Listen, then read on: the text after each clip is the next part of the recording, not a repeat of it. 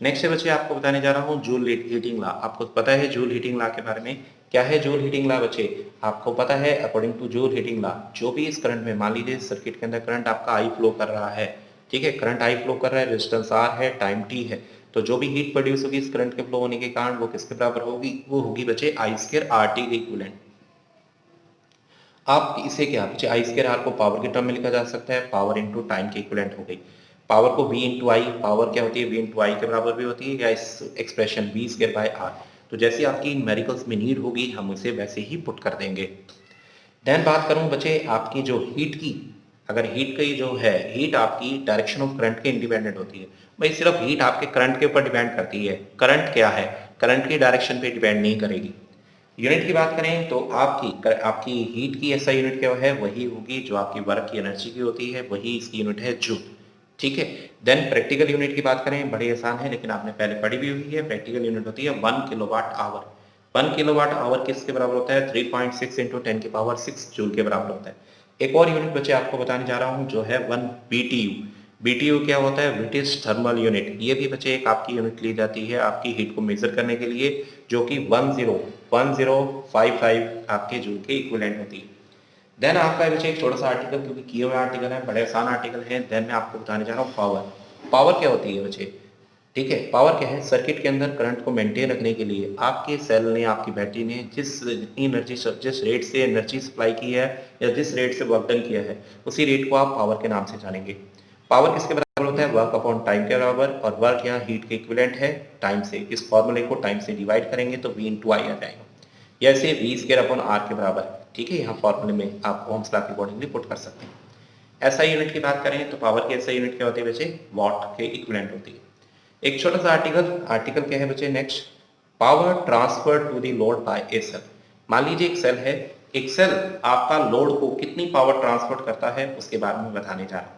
Power क्या होती है? पावर का फार्मूला होता है आई स्क्वायर आर। ठीक है, आई किसके बराबर है? एक सेल के लिए आई का फार्मूला होता है E square divided by R plus capital R का स्क्वायर।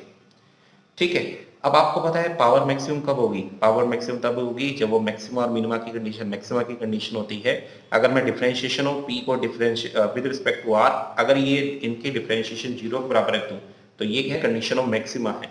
अगर मैं ये कंडीशन इसके ऊपर ऑपरेट कर दूं, ये ऑपरेशन जब ऑपरेट होगा तो आपको पता लगेगा जब इंटरनल रेजिस्टेंस, जब एक सेल की इंटरनल रेजिस्टेंस एक्सटर्नल रेजिस्टेंस के बराबर होगी तो उसी केस में ये जीरो के बराबर होगा, और जब ये जीरो के बराबर होगा तो पावर क्या होगी? मैक्सिमम होगी। तो यानी एक सेल लोड को मैक्सिमम पावर कब ट्रांसफर करेगा? जब उसकी इंटरनल रेजिस्टेंस उसकी एक्सटर्नल रेजिस्टेंस के बराबर होगी। यानी इंटरनल रेजिस्टेंस को एक्सटर्नल रेजिस्टेंस के बराबर दिखा देंगे तो इस तरह मुझे पता लग जाएगा कि मैक्सिमम पावर किसके बराबर होती है। अगर हम एक ग्राफ बनाए पावर और रेजिस्टेंस के बराबर, ठीक है, तो जब आपकी इंटरनल रेजिस्टेंस की वैल्यू एक्सटर्नल रेजिस्टेंस के बराबर होगी उस केस में आपकी पावर क्या होगी? मैक्सिमम, ये वाली मैक्सिमम पावर के बराबर होगी। और इस तरह बच्चे आपका एक ग्राफ ड्रॉ हो जाएगा पावर और किसके बीच में? पावर और रेजिस्टेंस के बीच में। इस तरह बच्चे हम क्या कर सकते हैं? एक ग्राफ को ड्रॉ कर सकते हैं। हाँ जी, पता लगा बच्चे? बड़ा आसान था, कोई मुश्किल नहीं है। चलिए अब हम क्या करने जा रहे हैं बच्चे? अब मैं आपको बताने जा रहा हूं नेक्स्ट आर्टिकल। नेक्स्ट आर्टिकल क्या है बच्चे? सीरीज कॉम्बिनेशन ऑफ बल्ब, या सीरीज कॉम्बिनेशन ऑफ रेजिस्टर का नाम दे सकते हैं। Series combination, series combination of resistor. ठीक है, हम बल्ब के साथ बात करेंगे। मान लीजिए आपके बल्ब कौन से कॉम्बिनेशन में लगे हुए हैं? आपके बल्ब हैं हमारे पास, और वो कौन से कॉम्बिनेशन में लगे हुए हैं बच्चे? सीरीज कॉम्बिनेशन में लगे हुए हैं। ठीक है, चलिए फिगर बना लेते हैं। दो बल्ब बना लीजिए। ये लीजिए, एक बल्ब ये रहा और दूसरा बल्ब ये रहा। ये दोनों आपके कौन से कॉम्बिनेशन में लगे हैं? सीरीज कॉम्बिनेशन में। और मैंने इसे एसी, एसी का सिंबल ये होता है, मैंने दोनों बल्ब को बच्चे क्या किया? आपके एसी के थ्रू कनेक्ट कर दिया है। एसी से जो पोटेंशियल मिली है वो V मान लीजिए। आपके इस बल्ब की बच्चे पावर P1 है, इसके ऊपर जो रेटेड पोटेंशियल है वो V1, power V2, rated potential आपकी V मान लीजिए। तो लीजिए मैंने दो सेल एक के आगे एक लगा दी, सॉरी दो बल्ब आपके एक के आगे एक लगा के सीरीज कॉम्बिनेशन में लगा दी।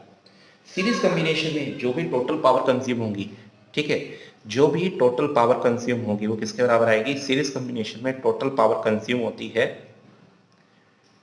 जो भी टोटल पावर कंज्यूम होगी वो किसके बराबर होगी? वो होगी पी टोटल, जो आपका पैरेलल कॉम्बिनेशन का रिजल्ट होता है रेजिस्टेंस का, यानी P1 P2 divided by P1 plus P2।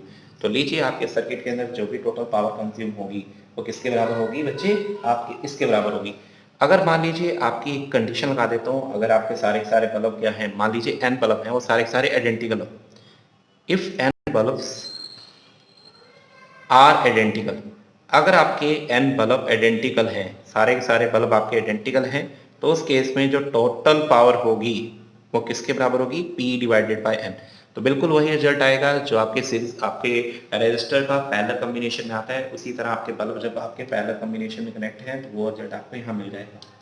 ठीक है, चलिए अगर मैं बात करूं सेकंड एक पॉइंट और आपको इंपॉर्टेंट बता देता हूं, इन सीरीज कॉम्बिनेशन अगर हम बात करें सेकंड पॉइंट की, वो है इन सीरीज कॉम्बिनेशन के रिगार्डिंग ही। सीरीज कॉम्बिनेशन के अंदर सीरीज कॉम्बिनेशन, ठीक है, in series combination of bulb की बात हो रही है। अगर आपके बल्ब सीरीज कॉम्बिनेशन में कनेक्टेड है तो उनकी जो ब्राइटनेस है, ब्राइटनेस का मतलब पता है ना, ग्लो है, जो भी उसकी ब्राइटनेस होगी, जो भी उसकी ब्राइटनेस होगी वो उसकी पावर कंज्यूम के बराबर होगी, power consume by bulb, by bulb. तो आपके बल्ब से जो भी पावर कंज्यूम होगी वो उसके डायरेक्टली प्रोपोर्शनल होगी, और पावर कंज्यूम आपकी जो बल्ब के द्वारा की जाती है वो उसकी रेजिस्टेंस के डायरेक्टली प्रोपोर्शनल होता है, और रेजिस्टेंस टोटल पावर के इनवर्सली प्रोपोर्शनल होती है। तो इससे बच्चे आप निकाल सकते हैं, देखिए देखिए आपकी अल्टीमेटली जो टोटल पावर कंज्यूम होगी उसके रेजिस्टेंस रेसिप्रोकल होता है, ठीक है, या ब्राइटनेस आपकी पावर कंज्यूम के डायरेक्टली प्रोपोर्शनल, वो आर के डायरेक्टली प्रोपोर्शनल, और ये क्या होता है, पी टोटल की आपके रेसिप्रोकल होगी।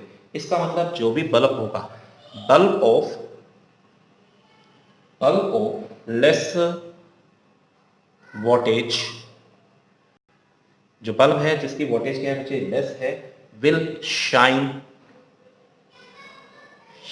मोर, ठीक है, जो बल्ब जिसकी बच्चे वोल्टेज क्या है, कम है, वो क्या करेगा, ज्यादा आपका शाइन करेगा। बच्चे देखिए जिसकी वोल्टेज कम होगी, आपकी क्या करेगा, जो कम आपकी, बच्चे देखिए जिसकी वोल्टेज कम होगी, जो लेसर वोल्टेज होगी जिसके क्रॉस, ठीक है, जिसकी पी की वैल्यू कम होगी उसकी आर की वैल्यू ज्यादा होगी, जिसकी आर की वैल्यू ज्यादा होगी, बच्चे देखिए अल्टीमेटली देखिए मैंने यहाँ अल्टीमेटली क्या दिखाया है, बच्चे देखिए सीरीज कॉम्बिनेशन की बात करें, सीरीज कॉम्बिनेशन में जिस बल्ब की टोटल पावर कम होगी, जो टोटल पावर अगर इसकी कम होगी उसकी आर की वैल्यू ज्यादा होगी, जिसकी आर की वैल्यू ज्यादा होगी, ठीक है, यानी जो कम पावर वाला है उसकी आर ज्यादा होगी, उसी की ब्राइटनेस भी ज्यादा होगी, इसीलिए लेसर वोल्टेज वाला बल्ब क्या होगा, ज्यादा शाइन करेगा। मान लीजिए एक बल्ब आपका 60 वाट का है, एक बल्ब आपका 100 वाट का है, दोनों को सीरीज कॉम्बिनेशन में लगा रहे हैं, तो सीरीज कॉम्बिनेशन में लगा रहे हैं तो 60 और 100 दोनों में से कम कौन सा है, पावर किसी कम है, 60 वाले की, 60 वाले की पावर कम है तो उसकी रेजिस्टेंस ज्यादा होगी, उसके द्वारा पावर कंज्यूम भी ज्यादा होगा, और उसकी ब्राइटनेस भी क्या ज्यादा होगी, ज्यादा होगी। तो सीरीज कॉम्बिनेशन में जिस बल्ब की पावर कम होगी, जिस सीरीज कॉम्बिनेशन में जिस बल्ब की पावर आपकी वोल्टेज कम होगी, वही सबसे ज्यादा क्या करेगा, ग्लो करेगा। ठीक है, एक और पॉइंट बचे यहाँ सीरीज कॉम्बिनेशन के रिगार्डिंग आपको बता देते हैं, वो है अगर आपका same amount of current pass करा है, दोनों में से दोनों सीरीज कॉम्बिनेशन है, सेम करंट ही फ्लो करेगा। अगर सेम करंट आपका फ्लो कर रहा है, ठीक है, तो आपका पावर किसके बराबर होती है बच्चे, पावर आपका आई स्क्वायर आर के बराबर होता है। ठीक है, इसका मतलब क्या हुआ, पावर आपकी डायरेक्टली प्रोपोर्शनल टू आर के बराबर आ जाएगी। इसका मतलब आर जैसे जैसे इंक्रीज होगी, आर जैसे आर इंक्रीज होगी, पावर भी क्या होगी बच्चे, इंक्रीज होनी शुरू हो जाएगी। ठीक है, तो अगर सेम अमाउंट ऑफ करंट आपका फ्लो कर रहा है तो जिस बल्ब की रेजिस्टेंस जितनी ज्यादा होगी उसके क्रॉस जो पावर कंज्यूम होगी वो भी क्या होगी, उतनी ही ज्यादा कंज्यूम होगी। तो इस तरह बच्चे मैंने सीरीज कॉम्बिनेशन की आपके सारी वे बता दी है। अब आपके क्या करने जा रहा हूँ बच्चे, सीरीज हो गया तो पैरेलल कॉम्बिनेशन और कुछ इंपॉर्टेंट पॉइंट को डिस्कस करते हैं। तो चलिए बच्चे नेक्स्ट आर्टिकल शुरू करने जा रहे हैं, वो है पैरेलल कॉम्बिनेशन ऑफ रेजिस्टर, मतलब बल्ब की पैरेलल कॉम्बिनेशन बताने जा रहे हैं। तो जब आपके इलेक्ट्रिकल बल्ब जो बल्ब्स होते हैं वो पैरेलल कॉम्बिनेशन में कनेक्ट होंगे तो उनका रिस्पॉन्स कैसे होगा, पैरेलल कॉम्बिनेशन में टोटल आपकी किस तरह ब्राइटनेस किसकी ज़्यादा होगी, वो सब यहाँ डिस्कस करेंगे।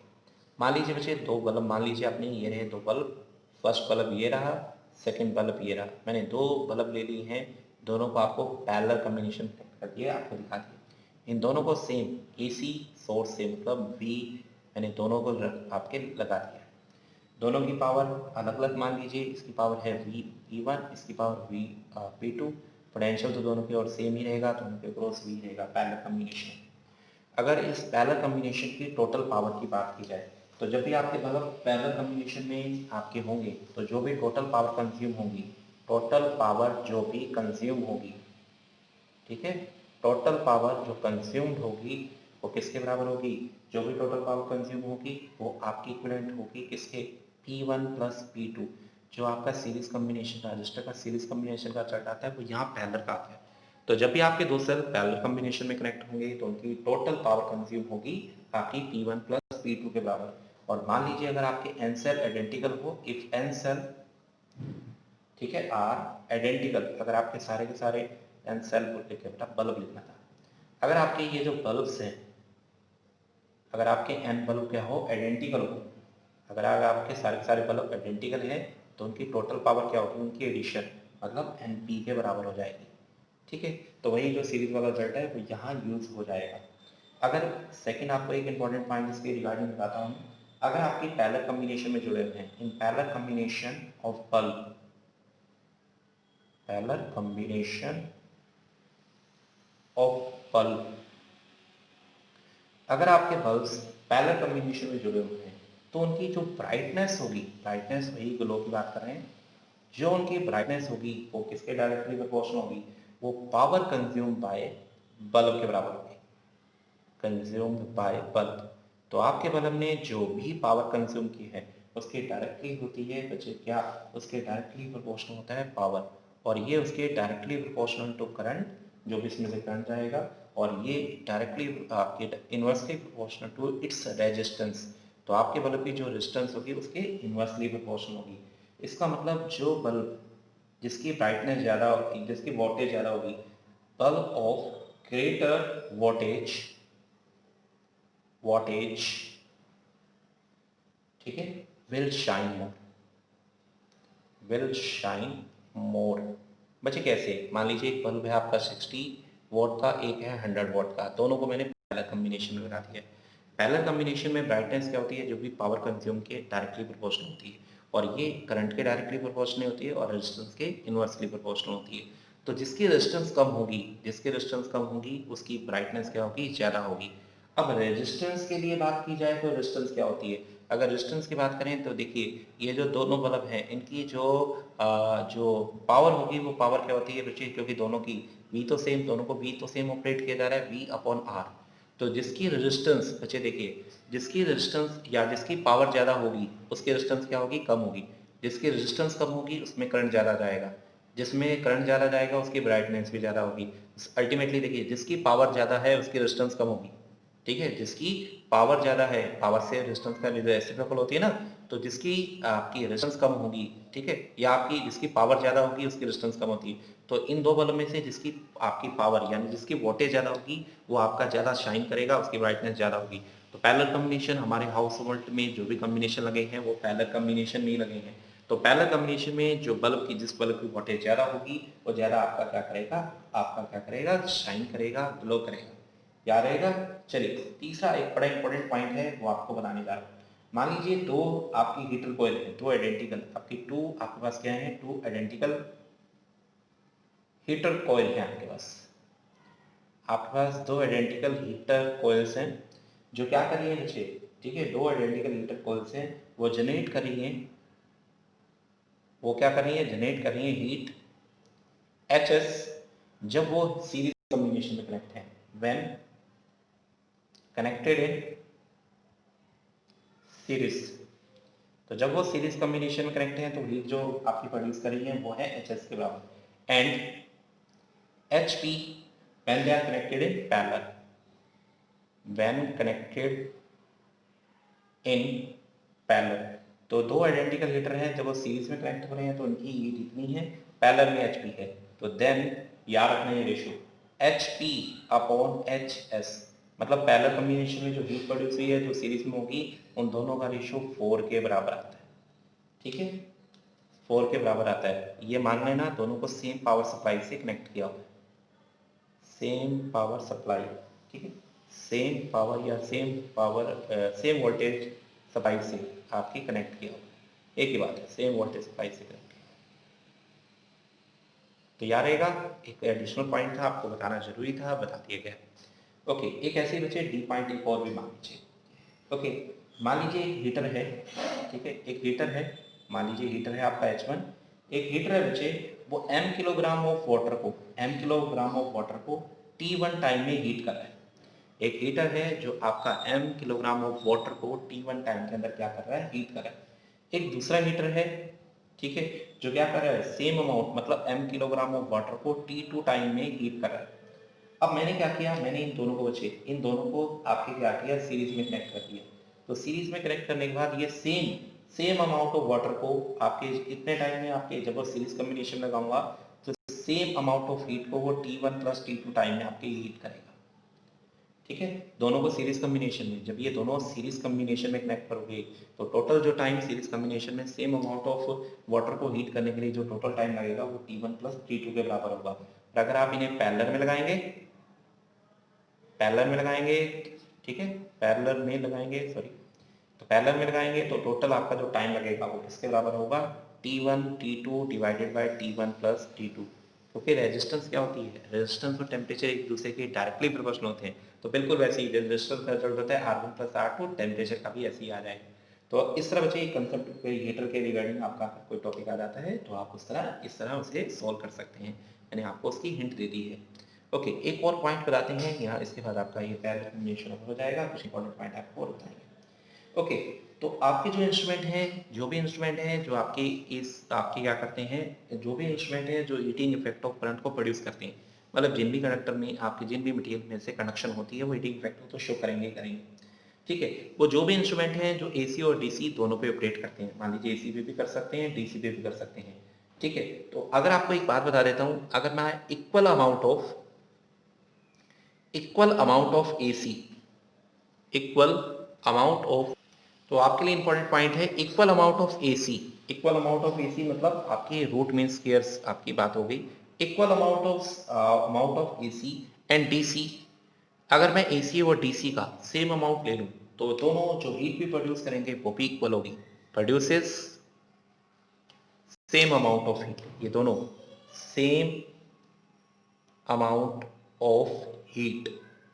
तो अगर बच्चे मैं इक्वल अमाउंट एसी और डीसी, कोई कुछ ऐसे डिवाइस हैं जो एसी और डीसी पे दोनों पे ऑपरेट करते हैं, अगर मैं एसी और डीसी का अमाउंट सेम लेता हूं तो जो हीट प्रोड्यूस होगी वो हीट क्या होगी, बिल्कुल सेम ही प्रोड्यूस होगी। इसी रीजन के कारण जो ब्राइटनेस होगी बल्ब की, वो चाहे आप एसी पे ऑपरेट कीजिए चाहे डीसी पे ऑपरेट कीजिए, जैसे अपने घर में बल्ब लगा हुआ है, बल्ब की बच्चे ब्राइटनेस के ऊपर कोई फर्क नहीं पड़ेगा, चाहे आप उसे एसी से कीजिए चाहे डीसी। अगर मैं सेम अमाउंट का एसी या डीसी देता हूं तो एक बल्ब की ब्राइटनेस भी क्या रहेगी, सेम रहेगी। फंडा है, ध्यान रखिए इस फंडे को। अब क्या चीज़ है, कुछ इंपॉर्टेंट पॉइंट बताने जा रहे हैं। ठीक है, कुछ आपके जो अभी तक टॉपिक की रवाएं हैं उन टॉपिक के रिगार्डिंग कुछ इंपॉर्टेंट पॉइंट्स डिस्कस कर लेते हैं। तो मेरा नेक्स्ट पॉइंट है, नेक्स्ट आपको करवाने जा रहे हैं इंपॉर्टेंट पॉइंट। इंपॉर्टेंट पॉइंट के अंदर से बच्चे क्या है, इंपॉर्टेंट पॉइंट के अंदर आपको कुछ एक चीज़ बताने जा रहा हूँ और वो है, सबसे पहला आपका इंपॉर्टेंट पॉइंट क्या है, आपका अगर एक सेल आइडेंटिकल है, अगर मैं आपको कहूँ आइडेंटिकल सेल है, आपका सेल क्या है, आइडेंटिकल सेल है। एक आइडेंटिकल सेल की इंटरनल रेजिस्टेंस की वैल्यू कितनी होती है, 0 होती है। एक आइडेंटिकल सेल की इंटरनल रेजिस्टेंस की वैल्यू कितनी होती है बेटा, रेजिस्टेंस। एक आइडेंटिकल सेल की इंटरनल रेजिस्टेंस की वैल्यू हमेशा क्या होती है, 0 होती है। ठीक है, जब आपका, देखिए दूसरा पॉइंट, जब आपका बच्चे क्या होगा, जब एक्सटर्नल रेजिस्टेंस 0 होगी, ठीक है, इफ एक्सटर्नल रेजिस्टेंस, जब एक्सटर्नल रेजिस्टेंस की वैल्यू क्या होगी, 0 के बराबर होगी, ठीक है, तो जो भी करंट डिलीवर्ड किया जाएगा, then current delivered by battery, ठीक है, delivered by battery is maximum. तो जब आपका एक्सटर्नल रेजिस्टेंस 0 होगा तो करंट जो सप्लाई किया जाएगा बैटरी के द्वारा वो कैसा होगा, मैक्सिमम आपका करंट आपका सप्लाई